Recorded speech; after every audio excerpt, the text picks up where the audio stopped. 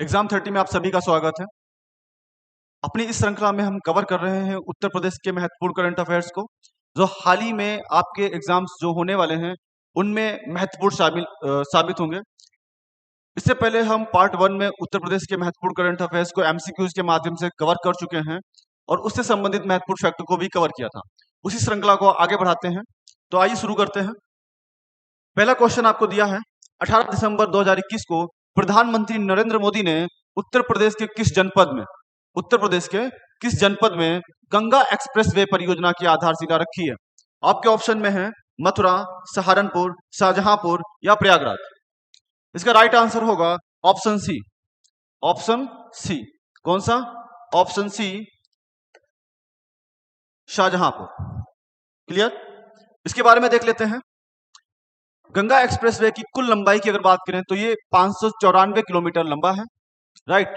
Total 6 लेन होंगे, 9 जन सुविधा परिसर होंगी, 594 किलोमीटर लंबा है, 12 जिलों से होकर गुजरेगा। कितने? 12 जिलों से होकर गुजरेगा। टोटल कितने जिलों से? 12 जिलों से ये एक्सप्रेसवे गुजर रहा है। एयर स्ट्रिप की सुविधा है, पश्चिम से पूर्वांचल को जोड़ेगा। क्या करेगा? ये पश्चिम से पूर्वांचल को जोड़ेगा। क्लियर है? नेक्स्ट देखते हैं। प्रधानमंत्री नरेंद्र मोदी ने 18 दिसंबर 2021 को, कब? 18 दिसंबर 2021 को गंगा एक्सप्रेसवे की आधारशिला शाहजहांपुर में रखी थी। ये एक्सप्रेसवे उत्तर प्रदेश के कुल 12 जिलों से होकर गुजर रहा है। कितने? उत्तर प्रदेश के कुल 12 जिलों से होकर गुजर रहा है। यह भी आपसे पूछा जा सकता है। कौन से जिले हैं? मेरठ, हापुड़, बुलंदशहर, अमरोहा, संभल, बदायूं, शाहजहांपुर, हरदोई, उन्नाव, रायबरेली, प्रतापगढ़ और प्रयागराज। राइट। टोटल कितने जिले हैं? 12 जिले हैं। योगी सरकार ने 36,230 करोड़ रुपए की लागत से गंगा एक्सप्रेसवे परियोजना पिछले साल 26 नवंबर को मंजूरी प्रदान की थी। क्लियर? आगे बढ़ते हैं। नेक्स्ट क्वेश्चन आपका है, 13 दिसंबर 2021 को प्रधानमंत्री नरेंद्र मोदी ने उत्तर प्रदेश के किस जनपद में नव्य एवं भव्य श्री काशी विश्वनाथ धाम कॉरिडोर का लोकार्पण किया? ऑप्शन में है लखनऊ, शाहजहांपुर, प्रयागराज या वाराणसी। इसका राइट आंसर है ऑप्शन डी, वाराणसी में। कहां पर? वाराणसी में। इसके बारे में देखते हैं। 13 दिसंबर 2021 को प्रधानमंत्री नरेंद्र मोदी ने उत्तर प्रदेश के जनपद, कहां? वाराणसी में। कहां पर? वाराणसी में शिलापट्ट का अनावरण कर नव्य एवं भव्य श्री काशी विश्वनाथ धाम कॉरिडोर का लोकार्पण किया। क्लियर है? यह कॉरिडोर वाराणसी के प्राचीन काशी विश्वनाथ मंदिर को सीधा गंगा घाट से जोड़ देगा। किससे? गंगा घाट से जोड़ देगा। अगला क्वेश्चन हमारा है, उत्तर प्रदेश के किस जनपद में 20 दिसंबर 2021 को, कब? 20 दिसंबर 2021 को देश के अब तक के सबसे बड़े ड्रोन शो का आयोजन किया गया है। राइट। ये देश का सबसे बड़ा होगा। कहां पर? ऑप्शन में है नोएडा, श्रावस्ती, लखनऊ या आगरा। राइट आंसर इसका होगा लखनऊ। राइट आंसर क्या है? लखनऊ। राइट। यहां पर विभिन्न आकृतियां बनाई गई थी ड्रोन से। यहां पर चौरी चौरा कांड के 100 वर्ष को भी दर्शाया गया है। सुभाष चंद्र बोस की आकृति बनाई गई थी और काकोरी एक्शन प्लान जैसे विभिन्न आकृतियों को यहां पे बनाया गया था। ये कहां किया गया था? लखनऊ में किया गया था। अगला प्रश्न आपके सामने है, 11 दिसंबर 2021 को प्रधानमंत्री नरेंद्र मोदी ने उत्तर प्रदेश के किस जनपद में 9,800 करोड़ रुपए, कितनी? 9,800 करोड़ रुपए की लागत से सरयू नहर राष्ट्रीय परियोजना राष्ट्र को समर्पित की? ऑप्शन में है बहराइच, बलरामपुर, बाराबंकी या लखनऊ। राइट आंसर होगा बलरामपुर। राइट। तो राष्ट्र को समर्पित की बलरामपुर से। इसकी शुरुआत हुई थी 1978 में। कब? 1978 में इंदिरा गांधी के कार्यकाल में। किसके कार्यकाल में? इंदिरा गांधी के कार्यकाल में। कहां से शुरुआत हुई थी? बहराइच से। लेकिन राष्ट्र को समर्पित किया कहां से? बलरामपुर से। कहां से? बलरामपुर से। टोटल कितने जिले हैं? 9 जिले। कौन कौन? बहराइच, श्रावस्ती, बलरामपुर, गोंडा, सिद्धार्थनगर, बस्ती, संत कबीर नगर, गोरखपुर और महाराजगंज। राइट। अगर बात करें तो 2012 में इस परियोजना को राष्ट्रीय परियोजना घोषित किया गया था। कब? 2012 में। ठीक है, आगे बढ़ते हैं। मुख्यमंत्री योगी आदित्यनाथ द्वारा प्रयागराज में स्थापित किए जा रहे, कहां पर? प्रयागराज में। राष्ट्रीय विधि विश्वविद्यालय का नामकरण किस पूर्व राष्ट्रपति के नाम पर करने की घोषणा की गई? तो पहला सवाल तो यही बनता, कहां है? तो प्रयागराज में। कहां है? प्रयागराज में है, राइट। तो किस राष्ट्रपति के नाम पर होगा? ऑप्शन में है वीवी गिरी, सर्वपल्ली राधाकृष्णन, बीडी जत्ती या option D Rajendra Prasad. Option D Rajendra Prasad. Right answer क्या है? राजेंद्र प्रसाद, राइट। तो ये प्रथम राष्ट्रपति हमारे हैं डॉक्टर राजेंद्र प्रसाद, इसको याद रखिएगा। आगे बढ़। हाल ही में उत्तर प्रदेश के किस विश्वविद्यालय में इंटरनेशनल ऑर्बिट्रेशन सेंटर, क्या नाम है? इंटरनेशनल ऑर्बिट्रेशन सेंटर खोलने का निर्णय लिया गया है? ऑप्शन में है लखनऊ विश्वविद्यालय, कानपुर विश्वविद्यालय, इलाहाबाद विश्वविद्यालय या ऑप्शन डी काशी विश्वविद्यालय। इसका राइट आंसर होगा ऑप्शन ए लखनऊ विश्वविद्यालय। कहां पर? लखनऊ विश्वविद्यालय में। कौन सा सेंटर था? International arbitration centre. कहां पर स्थापित किया जा रहा है? लखनऊ में, राइट। देख सकते हैं ये इंटरनेशनल ऑर्बिट्रेशन सेंटर उत्तर भारत में किसी संस्थान में खुलने वाला पहला सेंटर होगा, राइट। इस सेंटर को क्राइम को छोड़कर, किसे? क्राइम को छोड़कर देश विदेश के अन्य सभी मामलों का निस्तारण मध्यस्थता के जरिए किया जाएगा। यह सेंटर सभी निवेशकों को अपने विवाद कोर्ट के बाहर जल्दी निपटाने के लिए स्थापित किया गया है। ठीक है, नेक्स्ट देखते हैं। अगला सवाल है आपके लिए, हाल ही में उत्तर प्रदेश की किस आर्द्र भूमि को रामसर कन्वेंशन ऑन वेटलैंड्स के तहत रामसर साइट के रूप में मान्यता दी गई? ये वेरी वेरी इंपॉर्टेंट आपके लिए क्वेश्चन है, यहां से संभावना है कि सवाल पूछा जाएगा। ऑप्शन ए है सांडी आर्द्र भूमि, बिसौली आर्द्र भूमि, मानपुरा आर्द्र भूमि या हैदरपुर आर्द्र भूमि। इसका राइट आंसर होगा ऑप्शन डी हैदरपुर आर्द्र भूमि। कौन सी? हैदरपुर आर्द्र भूमि। पश्चिम उत्तर प्रदेश के बिजनौर से, कहां पर है ये? बिजनौर में है। उसी से 10 किलोमीटर दूर मध्य गंगा बैराज से लगे, कहां से लगा है? मध्य गंगा बैराज। हैदरपुर वेटलैंड को 1971 के रामसर कन्वेंशन ऑन वेटलैंड्स के तहत मान्यता दी गई। उत्तर प्रदेश में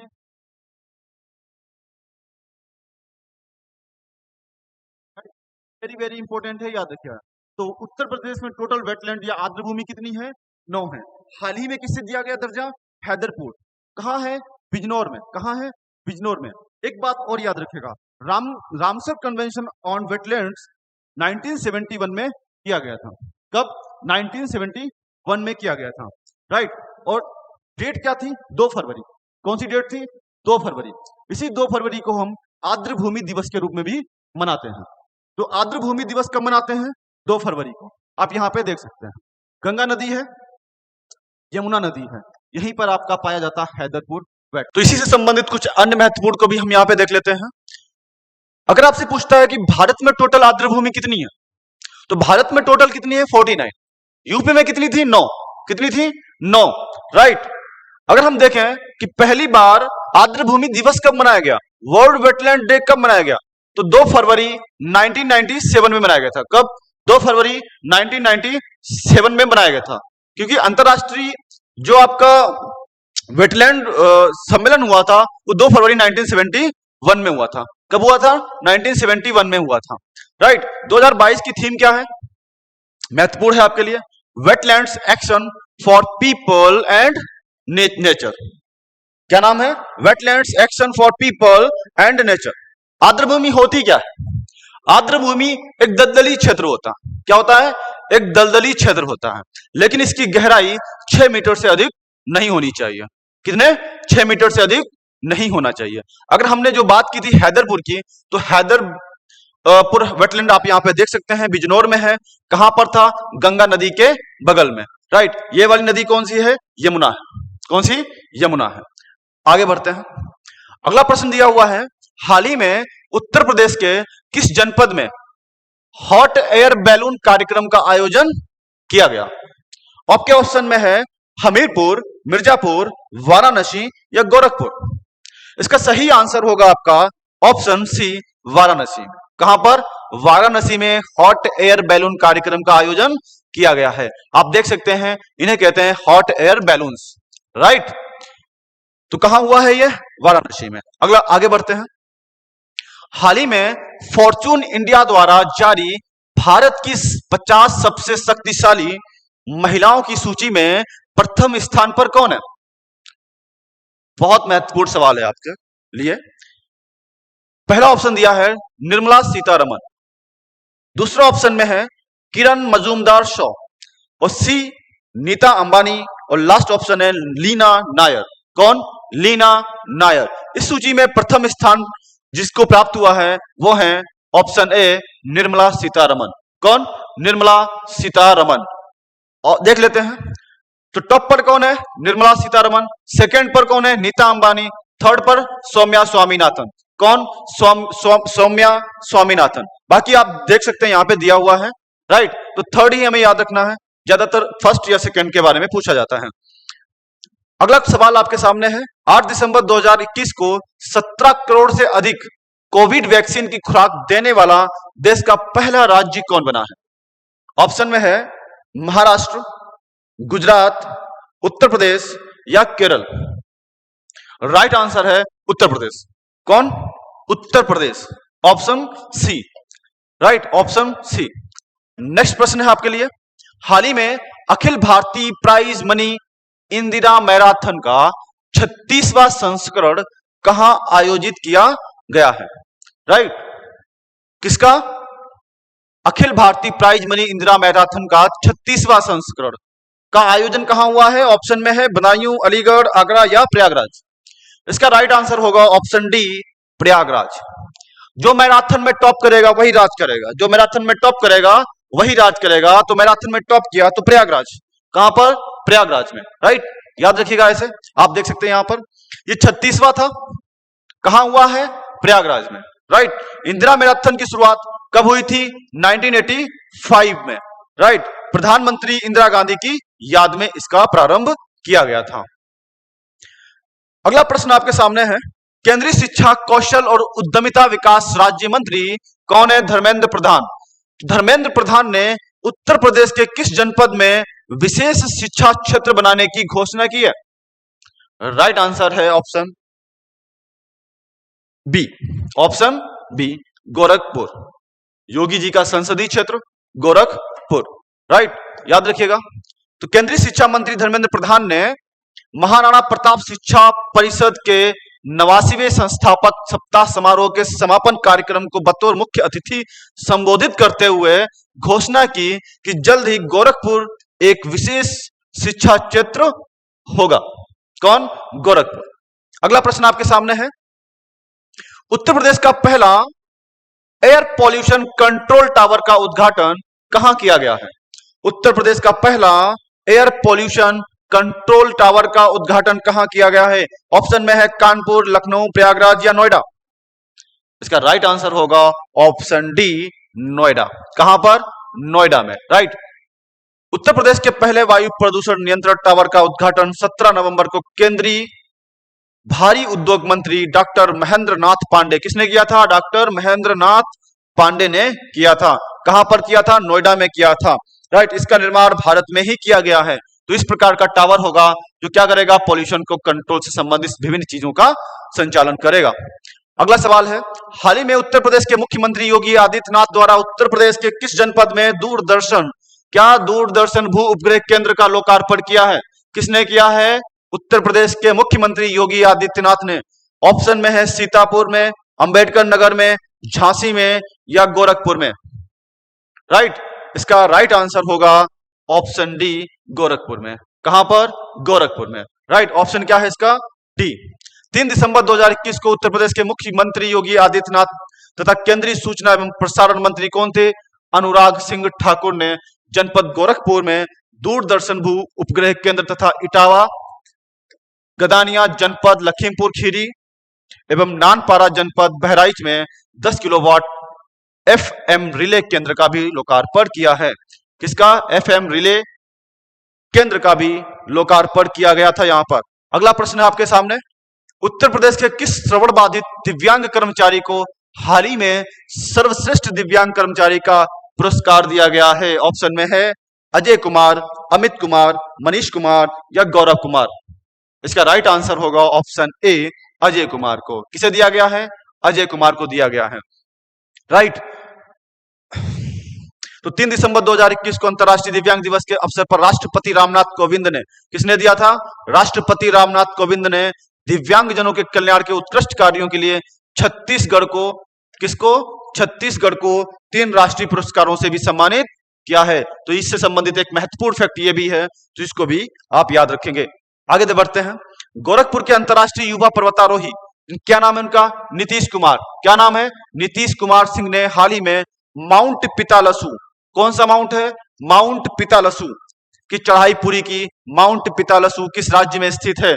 ऑप्शन में है सिक्किम, हिमाचल प्रदेश, उत्तराखंड या अरुणाचल प्रदेश। राइट आंसर होगा मनाली, हिमाचल प्रदेश में। कहां पर?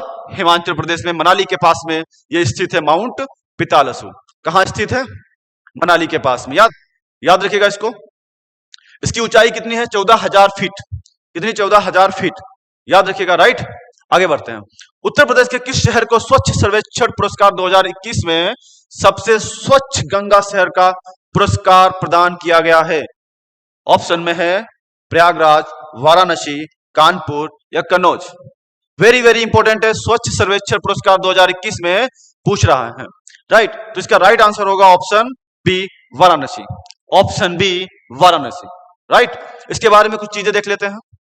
1 लाख से अधिक जनसंख्या श्रेणी में अगर बात करें तो इंदौर को दिया गया है। किसको? इंदौर को। राइट, किसको? इंदौर को सर्वाधिक स्वच्छ शहर की उपाधि प्रदान की गई है। इसके बाद कौन आता है? सूरत आता है, फिर विजयवाड़ा आता है।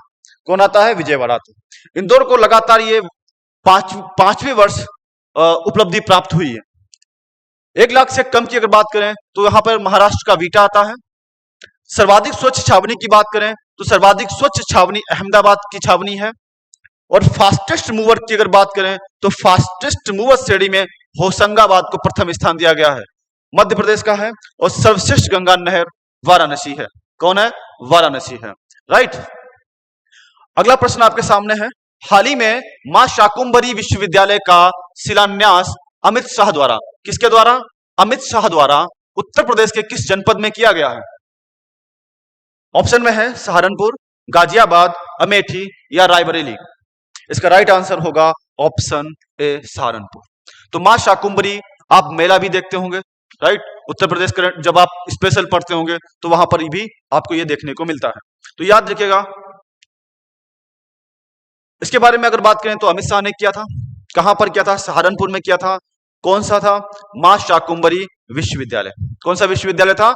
मां शाकुंभरी विश्वविद्यालय। राइट, कितने से बनेगा? 92 करोड़ की लागत से बन रहा है। कितनी भूमि पर? 50.43 एकड़ में बनेगा। और कब तक तैयार होगा? जून 2023 तक तैयार होगा। जून 2023 तक तैयार होगा। अगला प्रश्न है आपके सामने। हाल ही में उत्तर प्रदेश के किस जनपद में प्रधानमंत्री नरेंद्र मोदी ने, किसने? प्रधानमंत्री नरेंद्र मोदी ने राज्य के 5वें अंतरराष्ट्रीय एयरपोर्ट का शिलान्यास किया है।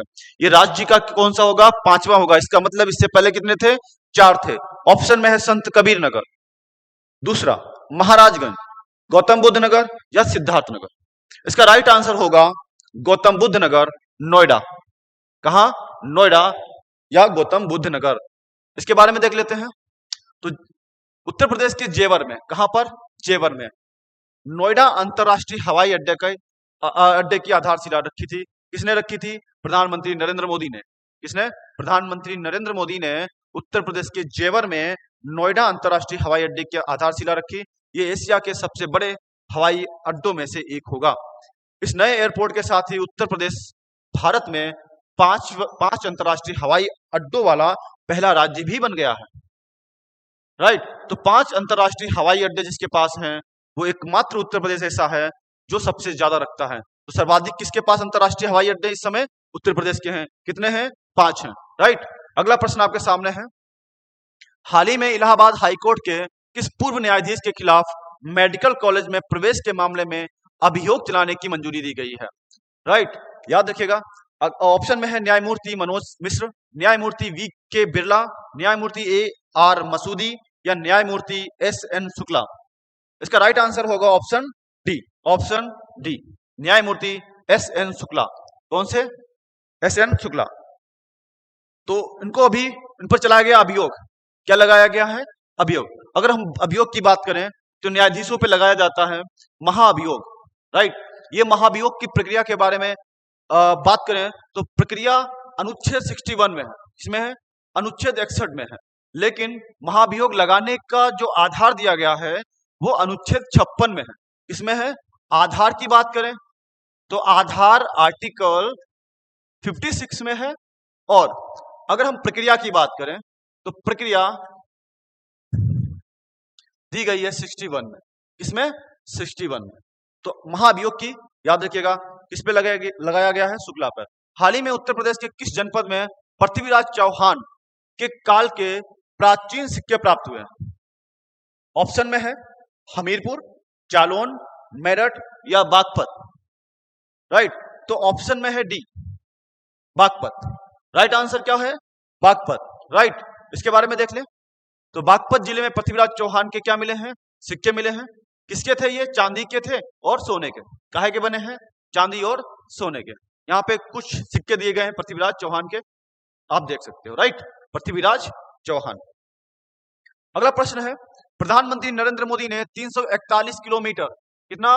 341 किलोमीटर लंबे Purvanchal expressway, very very important है। टोटल लंबाई कितनी है? 341 kilometre. Ganga expressway 594 kilometre. Right, उद्घाटन कब किया है? ऑप्शन में है 16 नवंबर 2021, 26 दिसंबर 2021, 30 दिसंबर 2021 या 17 जनवरी 2022। इसका राइट आंसर है 16 नवंबर 2021। इसका एक्सप्लेनेशन देख लेते हैं। तो प्रधानमंत्री नरेंद्र मोदी ने 16 नवंबर 2021 को, कब? 16 नवंबर 2021 को 341 किलोमीटर लंबे पूर्वांचल एक्सप्रेस वे का उद्घाटन किया है।